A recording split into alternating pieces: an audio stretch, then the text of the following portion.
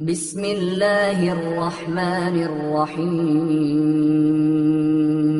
شروع اللہ کا نام لے کر جو بڑا مہربان نہایت رحم والا ہے۔ الف لام میم۔ اس میں کچھ شک نہیں کہ اس کتاب کا نازل کیا جانا تمام جہانوں کے پروردگار کی طرف سے ہے۔ کیا یہ لوگ یہ کہتے ہیں کہ پیغمبر نے اس کو از خود بنا دیا ہے؟ نہیں، بلکہ وہ تمہارے پروردگار کی طرف سے برحق ہے تاکہ تم ان لوگوں کو ہدایت کرو جن کے پاس تم سے پہلے کوئی ہدایت کرنے والا نہیں آیا، تاکہ یہ رستے پر چلیں۔ اللہ ہی تو ہے جس نے آسمانوں اور زمین کو اور جو چیزیں ان دونوں میں ہیں سب کو 6 دن میں پیدا کیا، پھر عرش پر جلوہ افروز ہوا۔ اس کے سوا تمہارا نہ کوئی دوست ہے اور نہ سفارش کرنے والا۔ کیا تم نصیحت حاصل نہیں کرتے؟ وہی آسمان سے زمین تک کے ہر کام کا انتظام کرتا ہے، پھر ہر کام ایک روز جس کی مقدار تمہارے شمار کے مطابق 1000 برس ہوگی اس کی طرف رجوع کرے گا۔ اسی شان کا ہے وہ خالق جو پوشیدہ اور ظاہر کا جاننے والا ہے، غالب ہے، بڑا مہربان ہے۔ وہی جس نے ہر چیز کو بہت اچھی طرح بنایا، یعنی اس کو پیدا کیا اور انسان کی پیدائش کو مٹی سے شروع کیا، پھر اس کی نسل ایک قسم کے خلاصے سے یعنی حقیر پانی سے بنائی، پھر اس کو درست کیا، پھر اس میں اپنی طرف سے روح پھونکی اور تمہارے کان اور آنکھیں اور دل بنائے، مگر تم بہت کم شکر کرتے ہو۔ اور کہنے لگے کہ جب ہم زمین میں ملیا میٹ ہو جائیں گے تو کیا اثر نو پیدا ہوں گے؟ حقیقت یہ ہے کہ یہ لوگ اپنے پروردگار کے سامنے جانے ہی کے قائل نہیں۔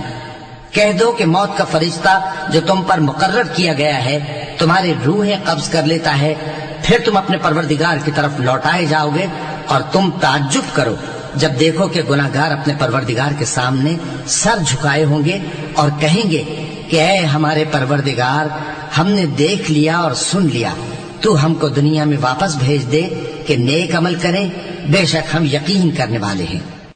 اور اگر ہم چاہتے تو ہر شخص کو ہدایت دے دیتے، لیکن میری طرف سے یہ بات قرار پا چکی ہے کہ میں دوزخ کو جنوں اور انسانوں سب سے بھر دوں گا۔ سو اب آگ کے مزے چکھو، اس لیے کہ تم نے اس دن کے آنے کو بھلا رکھا تھا۔ آج ہم نے بھی تمہیں بھلا دیا ہے، اور جو کام تم کرتے تھے ان کی سزا میں ہمیشہ کے عذاب کے مزے چکتے رہو۔ ہماری آیتوں پر تو وہی لوگ ایمان لاتے ہیں کہ جب ان کو ان کے ذریعے نصیحت کی جاتی ہے تو سجدے میں گر پڑتے اور اپنے پروردگار کی تعریف کے ساتھ تسبیح کرتے ہیں اور غرور نہیں کرتے۔ چونکہ آیت سجدہ تلاوت کی گئی ہے لہذا سامعین پر سجدہ واجب ہے۔ ان کے پہلو بچھونوں سے الگ رہتے ہیں، اس حال میں کہ وہ اپنے پروردگار کو خوف اور امید سے پکارتے اور جو کچھ ہم نے ان کو دیا ہے اس میں سے خرچ کرتے ہیں۔ سو کوئی شخص نہیں جانتا کہ ان کے لیے کیسی آنکھوں کی ٹھنڈک چھپا کر رکھی گئی ہے، یہ ان اعمال کا صلہ ہے جو وہ کرتے تھے۔ بھلا جو مومن ہو وہ اس شخص کی طرح ہو سکتا ہے جو نافرمان ہو؟ دونوں برابر نہیں ہو سکتے۔ جو لوگ ایمان لائے اور نیک عمل کرتے رہے ان کے رہنے کے لیے باغ ہیں، یہ مہمانی ان کاموں کی جزا ہے جو وہ کرتے تھے، اور جنہوں نے نافرمانی کی ان کے رہنے کے لیے دوزخ ہے۔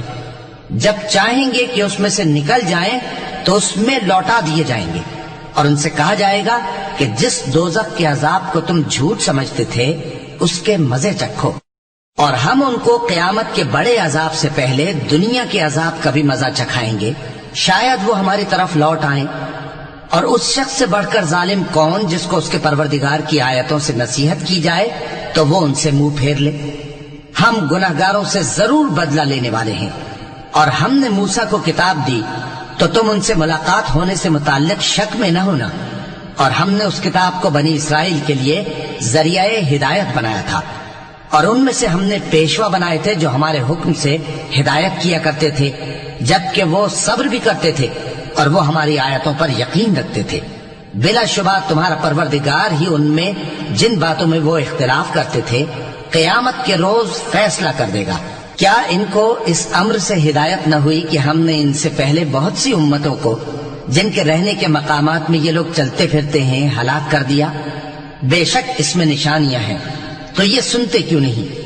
کیا انہوں نے نہیں دیکھا کہ ہم بنجر زمین کی طرف پانی رواں کرتے ہیں، پھر اس سے کھیتی پیدا کرتے ہیں، جس میں سے ان کے چوپائے بھی کھاتے ہیں اور یہ خود بھی کھاتے ہیں، تو یہ دیکھتے کیوں نہیں؟ اور کہتے ہیں اگر تم سچے ہو تو یہ فیصلہ کب ہوگا؟ کہہ دو کہ فیصلے کے دن کافروں کو ان کا ایمان لانا کچھ بھی فائدہ نہ دے گا اور نہ ان کو مہلت دی جائے گی، تو ان سے منہ پھیر لو اور انتظار کرو، یہ بھی انتظار کر رہے ہیں۔ صدق اللہ العظیم۔